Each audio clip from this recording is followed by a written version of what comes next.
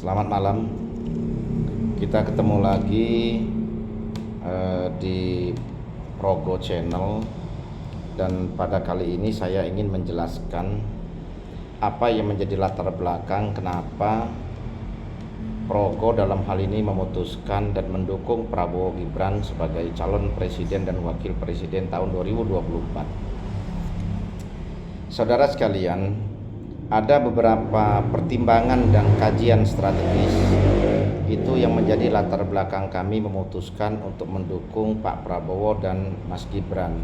Karena bagaimanapun juga kita tidak mungkin menentukan satu pilihan calon pemimpin tanpa satu proses kajian dan analisis dari berbagai sisi. Karena presiden adalah pemimpin secara nasional, dan dalam hal ini yang dipimpin adalah sebuah kapal besar, maka tentunya setiap pemimpin atau setiap presiden di Republik ini harus punya kapasitas sebagai nahoda yang piawai, sebagai nahoda yang punya kapasitas dan punya hak, sebagai nahoda yang memang punya legitimasi baik dari berbagai sisi, baik dari sisi terah keturunan maupun dari kapasitas personalnya. Jadi saudaraku sekalian, kajian yang pertama adalah yang menjadi dasar kenapa Progo menetapkan pilihan pada Pak Prabowo ya. Pak Prabowo ini adalah seorang mantan prajurit. Komitmen kebangsaannya tidak diragukan. Karena kita sebagai orang sipil pun itu punya kecintaan dan komitmen serta rasa nasionalisme yang tinggi terhadap bangsa ini. Apalagi prajurit yang memang setiap hari tadinya dilatih untuk membela negara, yang setiap hari dilatih untuk mempertebal komitmen dan kesiapannya dalam rangka menjaga kedaulatan Republik. Nah, ini adalah menjadi dasar personalnya, karakter Prabowo itu terbentuk ya. Jadi ini menjadi kajian yang sangat penting, karena bagaimanapun juga kita tidak bisa melepaskan latar belakang kehidupan seseorang dalam bentuk karakter personal dari seseorang tersebut. Nah, ini menjadi dasar pemikiran kita yang pertama. Terus yang kedua adalah karena Pak Prabowo adalah seorang mantan prajurit, di sini sudah teruji keberanian, ketegasan, kemampuan untuk mengambil satu langkah dan keputusan atau strategi taktis dalam waktu yang cepat dan dalam kondisi apapun, termasuk dalam kondisi darurat. Dan ini teruji untuk seorang prajurit ya. Apalagi Pak Prabowo punya latar belakang juga sebagai Pangkostrat, itu orang lapangan, punya latar belakang sebagai komandan Kopassus, ini pasukan tempur khusus ya. Tentunya ini bukan sembarang prajurit yang bisa menduduki dalam posisi strategis seperti itu.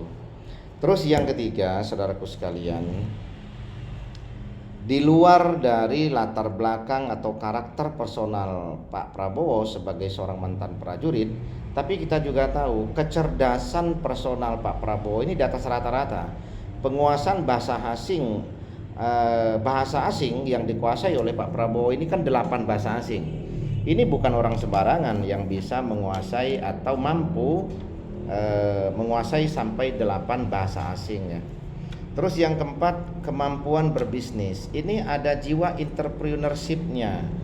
Dan ini teruji di mana Pak Prabowo ini mampu membangun puluhan perusahaan dan berhasil, sehingga Pak Prabowo adalah salah satu kandidat presiden yang memang punya kekayaan yang luar biasa.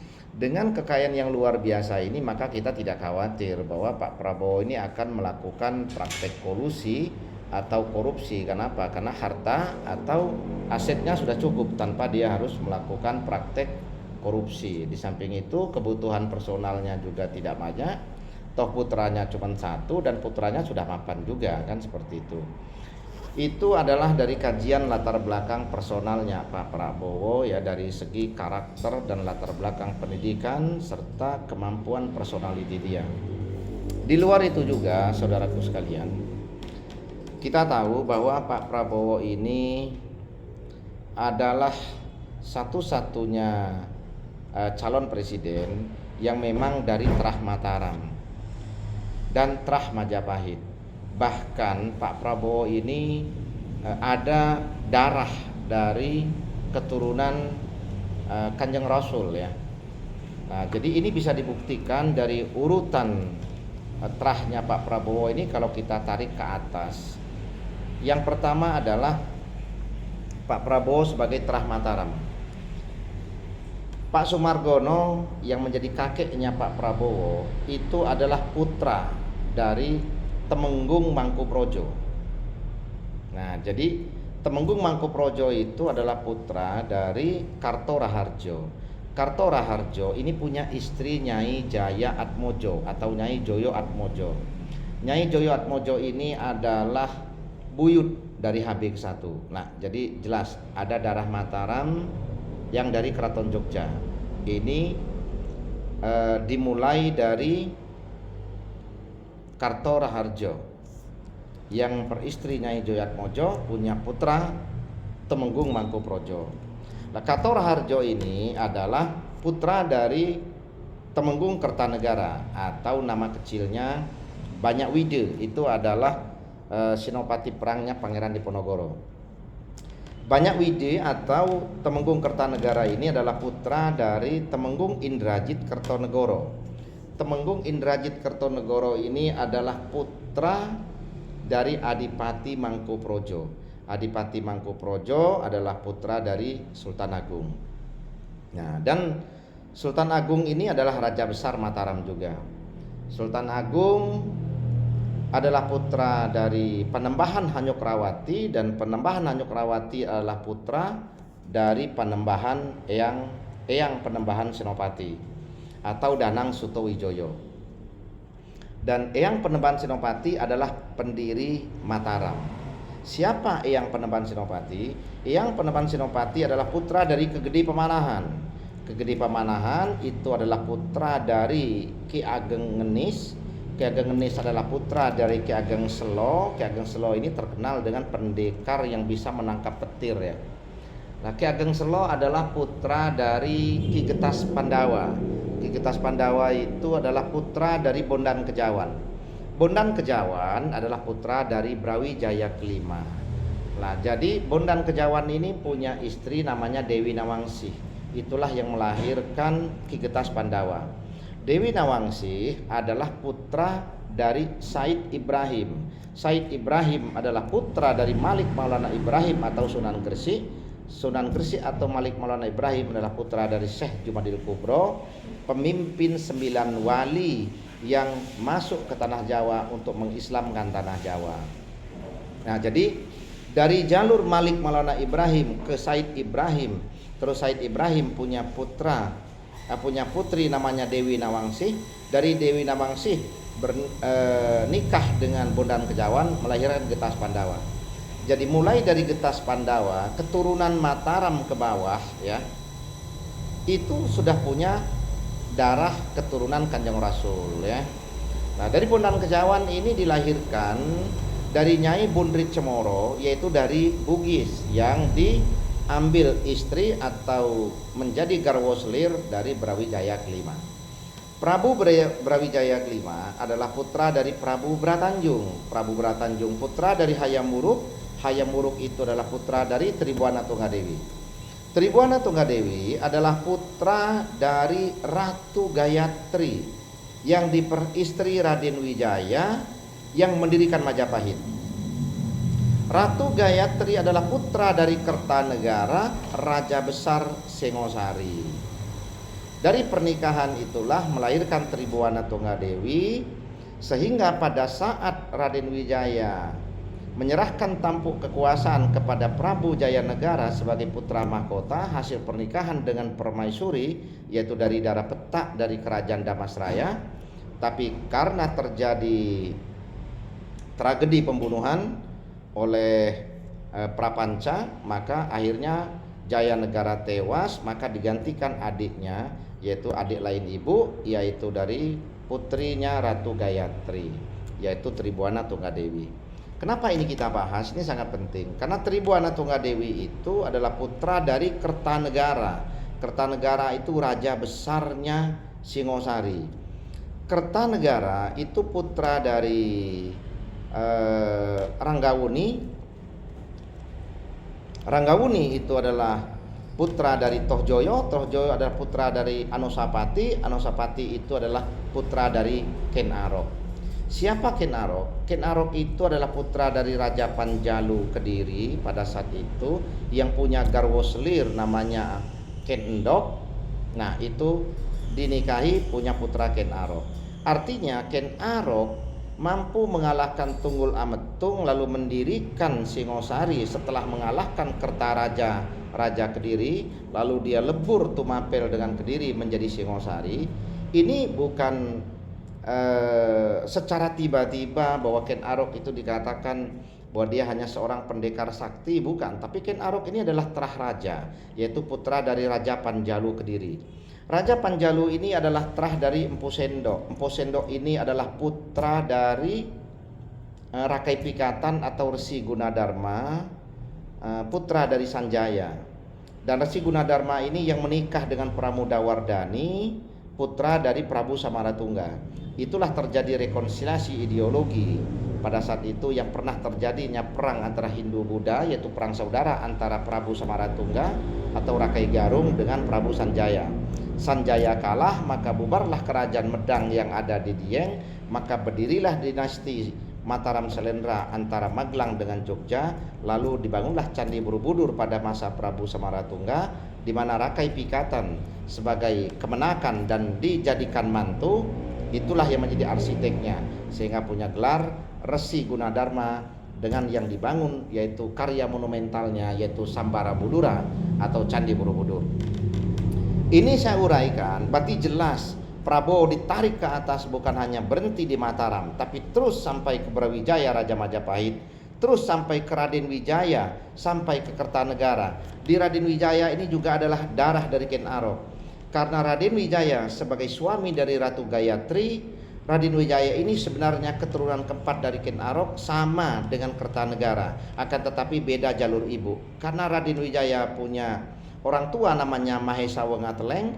Mahesa Wengateleng ke atas itu Mahesa Cempaka, Ki Lembutal. Ki Lembutal itu adalah putra dari Ken Arok yang punya istri namanya Ken Umang.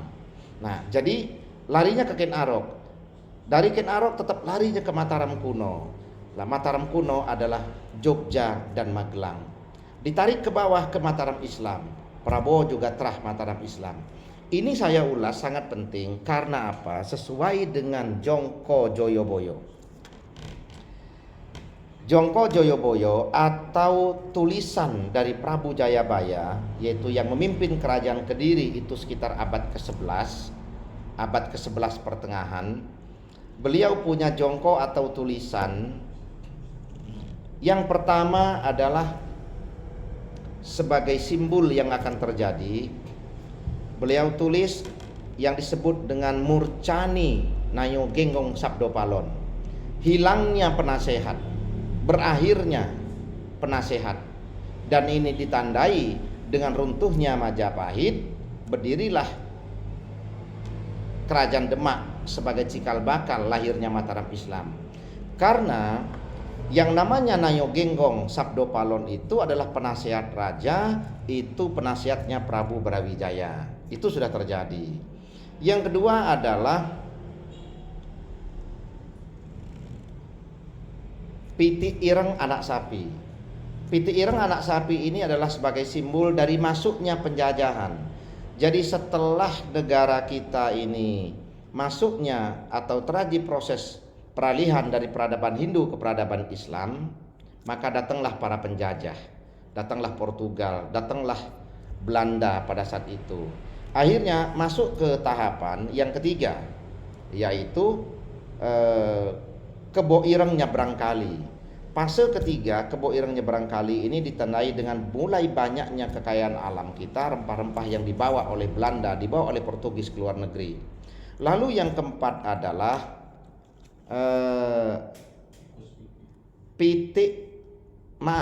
yang keempat adalah terjadinya satu penjajahan sementara, yaitu oleh Jepang yang disebut dengan ayam kati seumur jagung.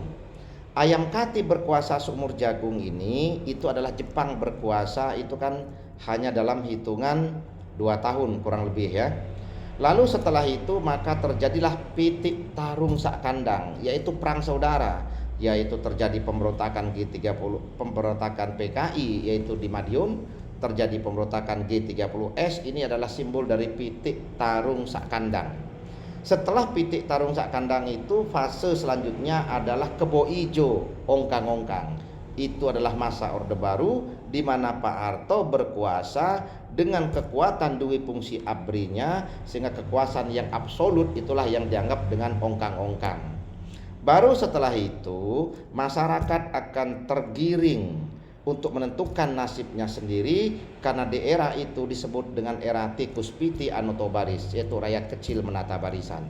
Dan itu terjadi di pemerintahan Pak Jokowi, di mana beliau muncul dari rakyat kecil yang menata barisan. Yang kedelapan adalah fase kembali ke satu, yaitu reinkarnasi Nayo Genggong Sabdo Palon. Inilah yang sekarang ada di Prabowo dan Mas Gibran. Pada masa pemerintahan Majapahit di Ratu Tribhuwana Tunggadewi, itulah lahirnya yang namanya Batara Sabto Prabu yang didirikan oleh Ratu Gayatri, yaitu penasehat raja. Ini sama di saat Mas Gibran ini menjadi pasangannya Pak Prabowo, ini adalah sebuah keniscayaan. Ini bukan rekayasa politik.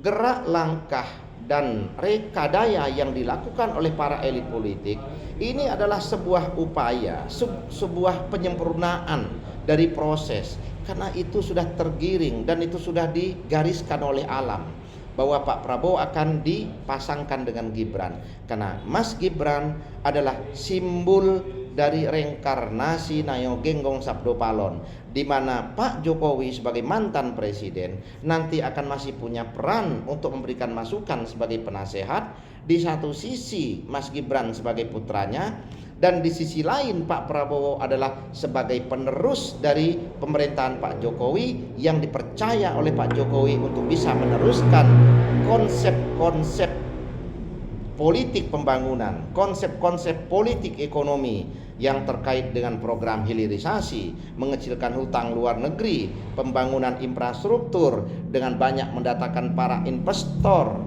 bukan sebagai hutang tetapi dengan metode kemitraan atau bekerja sama. Karena itulah yang dilakukan oleh Pak Jokowi dalam melakukan pembangunan infrastruktur seperti membangun jalan tol, membangun kereta cepat dan lain sebagainya.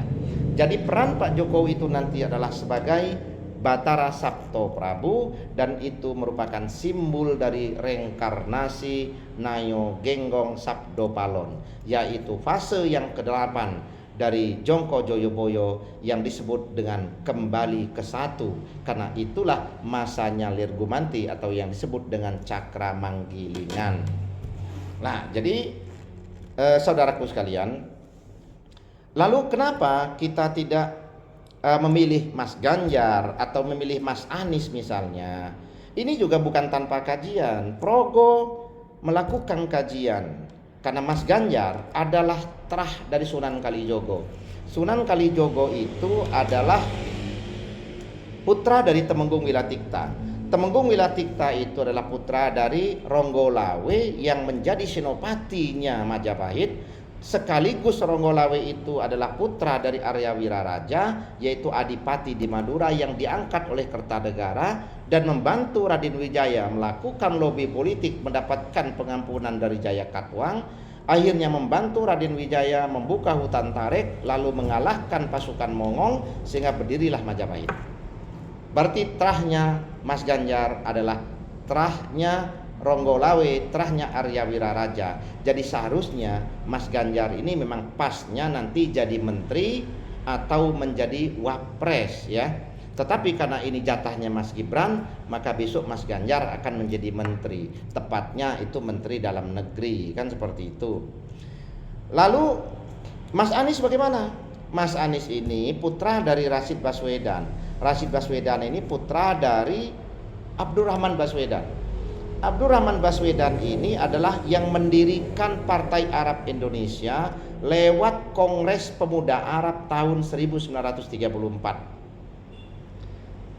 Akhirnya Abdurrahman Baswedan ini masuk menjadi anggota BPOPKI, yaitu dengan Bung Karno, dengan Pak Margono, mbahnya Prabowo ya.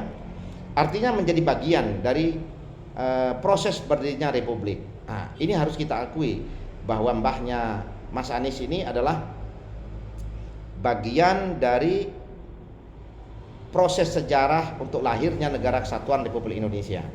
Tetapi Abdurrahman Baswedan ini adalah putra dari Azwad Baswedan yang dilahirkan oleh Umar Baswedan yang nikah dengan orang Surabaya. Umar Baswedan ini adalah putra dari Arab Yaman. Nah, jadi Bapak Ibu sekalian, saudaraku semuanya, kita tidak memilih Mas Anies ini karena jelas ada latar belakang historis tahun 1478 pada saat Syekh Subakir dengan Syekh Jumadil Kubro beserta para wali yang lain datang ke Nusantara. Maka Syekh Subakir itu ada perjanjian dengan Mbah Semar atau Sabdo Palonayo Genggong di Bukit Tidar. Salah satu perjanjiannya adalah apabila nanti membangun peradaban, maka pilihlah raja dari dua keturunan, yaitu keturunan Muslim dengan Hindu. Maka dipilihlah Raden Patah, karena Raden Patah ibunya Muslim, yaitu dari putri Cina. Brawijaya kelima itu Hindu. Yang kedua adalah bawa Islam ke tanah Jawa dengan sukarela. Dan yang ketiga, jangan bawa adat istiadat. Karena apa? Karena Nabi Muhammad lahir tahun 561 atau abad ke-6 awal. Tahun 283 abad ketiga awal di Nusantara sudah ada kerajaan Kutai Martapura. Dari abad ketiga kita sudah punya peradaban. Sementara lahirnya Kanjeng Nabi tahun 561, di sana baru ada perkampungan dengan disebut perkampungan barbar, yaitu suku Quraisy, yaitu sebuah suku jahiliyah. Nah, jadi beda peradaban. Maka waktu itu Mbah Semar atau Mbah Sabdo Palon meminta jangan membawa adat istiadat, karena kita sudah punya adat istiadat. Adat istiadatnya saja tidak boleh dibawa, karena kita sudah punya adat dan budaya yang lebih tua. Apalagi orangnya. 9 wali keturunan Kanjeng Nabi, Syekh Subakir, Syekh Jumadil Kubro, Malik Maulana Ibrahim, Malik Maulana Mauribi, Malik Maulana Ishak, dan lain sebagainya, masuk tanah Jawa hanya untuk mengislamkan Nusantara, hanya untuk mengislamkan tanah Jawa, bukan untuk mengambil kekuasaan. Berarti yang bukan keturunan Kanjeng Nabi jelas itu tidak boleh. Ini adalah Nusantara, ini adalah tanah Jawa. Bukan masalah suka dan tidak suka, bukan masalah berkualitas atau tidak berkualitas, tapi ini adalah masalah hak yang direstu dan tidak oleh para leluhur. Karena para leluhur itulah yang mendirikan negara ini, yang mendirikan bangsa ini. Cikal bakal dari lahirnya negara kesatuan itu adalah para leluhur yang mendirikan kerajaan. Tanpa ada kerajaan-kerajaan di Republik ini, tidak ada yang namanya Negara Kesatuan Republik Indonesia. Dan urutan sejarahnya juga sudah jelas, bisa kita ikuti, bisa kita telaah dan kita analisis. Sehingga dalam hal ini Progo menentukan pilihan. Kenapa Prabowo yang menjadi pilihan dan pasangannya Mas Gibran adalah sebuah keniscayaan. Bukan kita mendahului kehendak, tapi dari kajian berbagai sisi, ditambah dengan kajian politik strategis, dengan masuknya dukungan dari partai PSI yang diketuai oleh Mas Kaisang, masuknya semua relawan pro Jokowi dan relawan Samawi serta relawan yang lain yang tadinya ikut andil secara produktif dalam memenangkan Pak Jokowi. Karena apa? Hasil pemilu Pilpres tahun 2019, Pak Jokowi mendapatkan 55%, sementara Partai PDI Perjuangan hanya 19, sekian persen. Berarti ada margin 35, sekian persen. Itulah suara sumbangan dari partai pendukung yang lain dan sumbangan dari gerak langkah para relawan Jokowi. Dan hari ini Mas Gibran menjadi wakil Prabowo. Tentunya itu adalah refleksi dan representasi dari Pak Jokowi, sehingga dukungan para relawan insya Allah bisa utuh dan menggurita untuk ikut andil memenangkan secara produktif pasangan Prabowo Gibran. Salam kemenangan Prabowo Gibran, cukup satu putaran 52 sampai 55%. Bismillahirrahmanirrahim. Saya Prabu Siap, Ketua Progo, Program Rakyat Gotong Royong.